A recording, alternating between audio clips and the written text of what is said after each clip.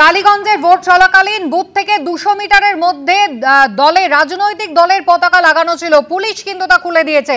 Debagram DK girls high school, যেখানে vote গ্রহণ কেন্দ্রের পাশে রাজনৈতিক দলের পতাকা ছিল 200 মিটারের মধ্যে। ভোট গ্রহণ শুরু হওয়ার পরেও তা খোলা হয়নি, পুলিশের কিউআর টিম পৌঁছে পতাকা খুলে দেয়।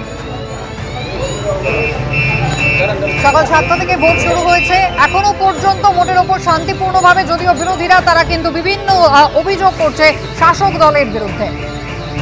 আর ইতিমধ্যেই ছবি দেখছেন ডিকে গার্লস স্কুল, সেখানে এই যে 200 মিটারের মধ্যে ভোট কেন্দ্রের যেখানে রাজনৈতিক দলের পতাকা রয়েছে, সেই পতাকা খোলা হয়নি। পুলিশ আসে, কিউআর টিম আসে, পতাকা খোলা হয়। ভোট শুরুর পর কিন্তু এই পতাকা খুলল পুলিশ।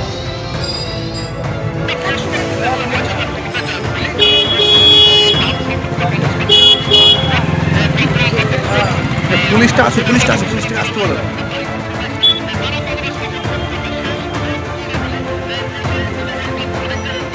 সুজিত মন্ডল আমাদের প্রতিনিধি রয়েছেন টেলিফোন লাইনে। সুজিত, ভোট শুরুর পরেও রাজনৈতিক দলের পতাকা ছিল এবং পুলিশ তাদের সক্রিয়তায় পতাকা খোলা হলো। একদমই কুসুমিতা, বুথ থেকে প্রায় 200 মিটারের মধ্যে সমস্ত রাজনৈতিক দলের যে সমস্ত পতাকাগুলো ছিল ভোট গ্রহণের পরেও কিন্তু সেগুলো খোলা হয়নি, সেগুলো পুলিশের তরফ থেকে কিন্তু একে একে খুলে ফেলা হলো।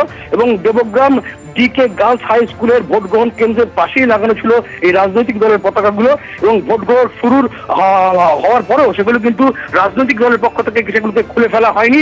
এবং পুলিশের কিউআর টিম তারা কিন্তু সেখানে পৌঁছায় এবং পৌঁছে গিয়ে একে একে সমস্ত রাজনৈতিক দলের যে সমস্ত পতাকাগুলি আছে সেই পতাকাগুলোকে খুলে ফেলা হয়। কুসুমিতা। সুজিত, ধন্যবাদ। ইতিমধ্যেই কিন্তু দেখছেন পতাকা খুলে দিয়েছে পুলিশ। আমি শত্রুপাতির কাছে আসবো। শত্রুপাতি, একেবারে শাসক দল বারবার অভিযোগ করছে যে আসলে বিজেপি হালে পানি না পেয়ে, এজেন্ট নিজেদের নেই, এজেন্ট বসাতে না পেরে তারা এখন শাসক দলের বিরুদ্ধে এই সমস্ত অভিযোগ করছে।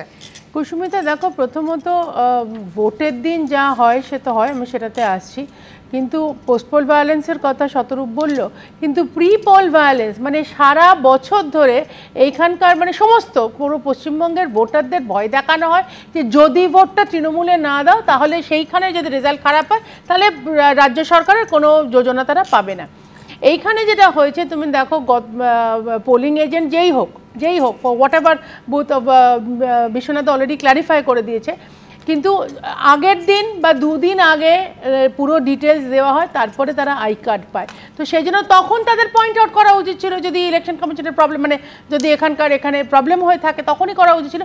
সেটা না করে আজকে সকালবেলা বলছে না তুমি বসতে পারবে না, তো ন্যাচারালি মনে হবে যে তারা শাসক দলের হয়ে কাজ করছে।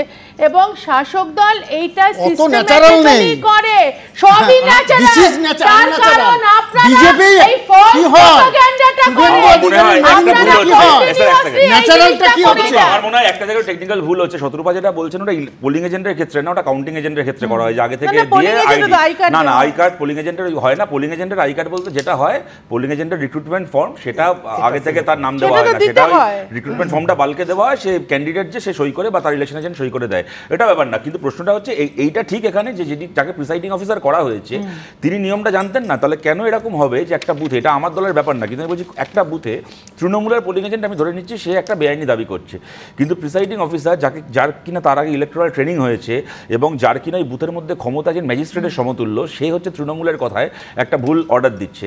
এর পেছনে তো কি কারণ আছে আমরা সবাই বুঝতে পারি। এবং এখানে যে কথাটা বলছি, যেটা বিশ্বনাথ স্যার বললেন, দেবনারায়ণবাবু অনেক কথা বললেন, কোনো পার্টিরই কোনো পোলিং এজেন্ট থাকবে না সেটা একটা জিনিস, কিন্তু একটা পার্টির থাকবে এবং তারা নিশ্চিত করবে যে অন্য কোনো পার্টির থাকবে না। এই দাদাগিরিটা সমর্থন করা যায় কিনা? তোমাদের পোলিং না থাকে তোমরা অভিযোগ করো, কেন থাকলো না?